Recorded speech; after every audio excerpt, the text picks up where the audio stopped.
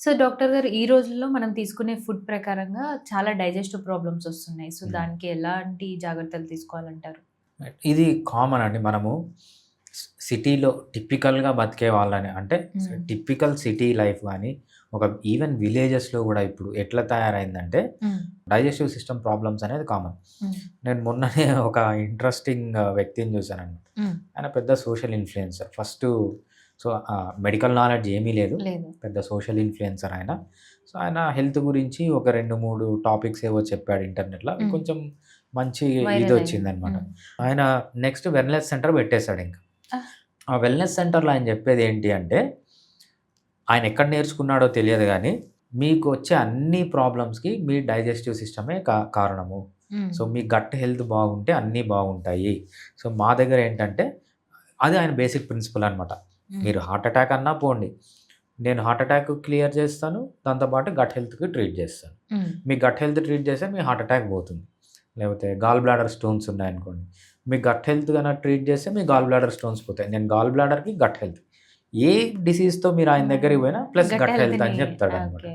So, ఆయనకి ఎక్కడి నుంచి వచ్చిందో ఆ థాట్ గాని, సో, ఎందుకు ఆయన అలా తయారయ్యాడంటే ఇప్పుడున్న ఆల్‌మోస్ట్ ఆళ్ళందరికీ హ్మ్. డైజెస్టివ్ ప్రాబ్లమ్స్ అనేవి ఉన్నాయన్నమాట. హ్మ్. ఎందుకు డైజెస్టివ్ ప్రాబ్లమ్స్ ఉన్నాయంటే, మనం అబ్యూజ్ చేసే అన్ని సిస్టమ్ మనకు రెస్పిరేటరీ సిస్టమ్ ఉంటుంది, నర్వస్ సిస్టమ్ ఉంటుంది. అన్ని సిస్టమ్‌లో ఎక్కువ అబ్యూజ్ చేస్తున్న సిస్టమ్ డైజెస్టివ్ సిస్టమ్. హ్మ్.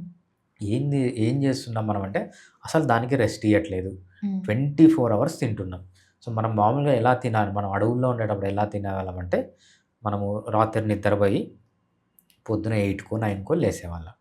8-9కో, 10 వరకు మన పనులన్నీ చేసుకొని 10కు అడవికెళ్ళేవాళ్ళమన్నమాట హంటింగ్‌కి. హ్మ్. అడవికెళ్తే 10:00కో, 11కో హంటింగ్‌కెళ్తే అక్కడ దొరికే చిన్న ఆకులు, లేకపోతే చిన్న గుడ్లు, చిన్న పక్షులు, లేకపోతే చిన్న చిన్న పండ్లు తినుకుంటా పోయి ఒక హంట్ చేసుకొనొచ్చి ఒక మంచి జింకనో, దుప్పినో పట్టుకొనొచ్చి ఈవినింగ్ అందరూ తీసుకొనొచ్చి దాన్ని కాల్చుకొని తిని 6:00కో, 7:00కో అందరూ నిద్రపోయేవాళ్ళనమాట. అంటే మనం మార్నింగ్ 11 నుంచి మాక్సిమం 6-7 మధ్యలో తినేవాళ్ళం మనం. హ్మ్.